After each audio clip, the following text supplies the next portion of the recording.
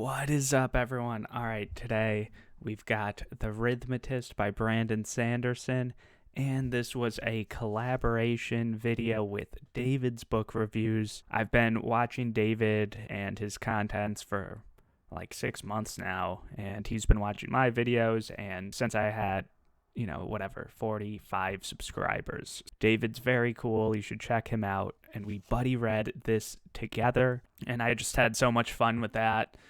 He got a taste of my conspiracy theorizing as I go through books. And this book was basically, a mystery in a fantasy world. So it was a good place for conspiracy theorizing, because just kind of trying to figure out who the bad people are or the bad person is or whatever. And my brain is always like, all right, so we know it's not this person, or do we? And David's like, come on, Craig, it's not this clearly not evil person. And I'm like, it could be. But yeah, anyway, this is a Brandon Sanderson book, so the magic system is just amazing. And basically, there's a magic system based on chalk. It's kind of like the TV show Chalk Zone that was on a long time ago when I was growing up. And basically, the chalk kind of comes to life. Like, you draw chalk on the floor, and then you can shoot chalk lines at other people, and you can draw defensive circles around yourself with chalk that block those aggressive lines, and then you can draw chalk monsters which go attack your evil opponent person. So super fun, super interesting, a bit whimsical. This book is kind of like a younger book, I would say. It feels like this is something that if someone liked Harry Potter, you could very easily just give this to them to check out as well, because it's a mystery in a fantasy world, and the magic's whimsical. The characters, no one's grimdark or anything. There's no random beheadings or, anything like that. So let's hear one thing David liked about this book and one thing he didn't like about this book. Hi guys, my name is David. Hi. And recently me and Greg have been buddy reading The Rithmatist by Brandon Sanderson.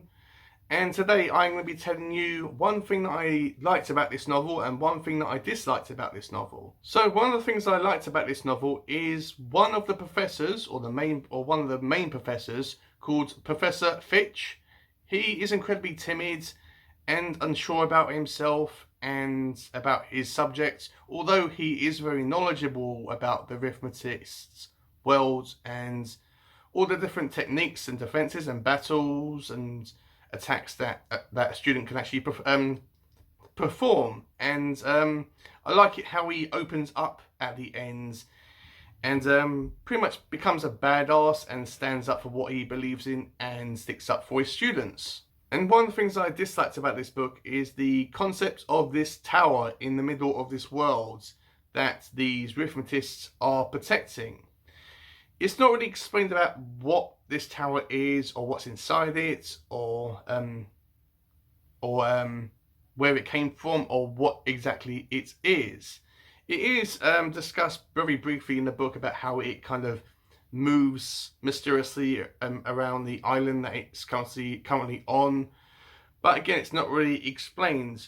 But I would actually like a more better explanation about why these Rithmatists are in a battle and protecting this building. And with all that said, let's go straight back to Greg to his video.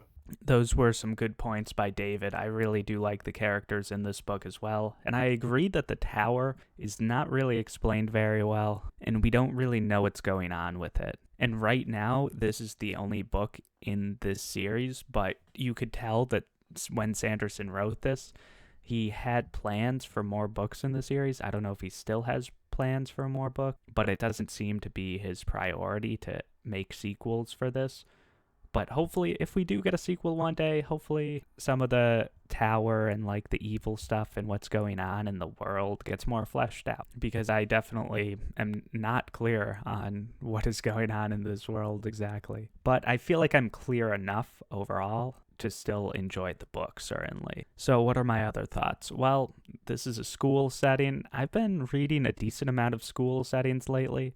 This school setting felt more like realistic. I know all the school settings I've read have been in fantasy worlds, but this one felt like an actual school situation to me. But yeah, and I like the mystery stuff, and I like how this can be like an alternative to Harry Potter. J.K. Rowling has extremely regressive views, which in practice are just hateful views. And she seems to use her days pushing these views on Twitter and in her new books now. So some people may feel that they want an alternative, and I think this book is that. The main character, Joel, I really feel for at multiple points in the book. Even though we're in a fantasy universe, a lot of the issues Joel has are issues that, any kid would face. And that makes it just very relatable. The whole mystery element of it, I was not a huge fan of, just because I don't think it was too deep or complex, and there wasn't a huge list of suspects, which frustrated my conspiracy theory mind a little bit. But it was good and interesting enough, and trying to figure out a motive for anyone was always just very difficult for me. So that's why I always had ridiculous conspiracy theories while going through this book. All the characters are super earnest and relatable, though. Professor Fitz, like David said, he's great. And the students, all the other students from Joel's perspective, seemed like real perspectives someone would have on their fellow students. And I liked Joel talking to his mom as well. Sometimes in these books, you follow around 15-year-olds, and the joke is aren't our parents ever around? No wonder your parents are never around. And no, their parents are never around. But in this book, Joel has some good interactions with his mother, which is very cool. And it makes his story, again, more relatable. And yeah, overall, just a fun read. Everyone go check out David's channel. He's just a very nice, friendly guy. He talks about books. He just got 300 subscribers, so congratulations, David. That's very cool, because when we first started following each other, we both had... I actually don't remember how many subscribers he had, but it was probably under 100. I think he had a little more than me, though. But yeah, super cool to see him growing, and it couldn't happen to a nicer person. So yeah, that's everything. Like, comment, subscribe, watch David's videos. Let me know what you guys thought of the Rithmatist as well in the comments below. Join my Discord, do all that stuff, whatever, and see you guys next time.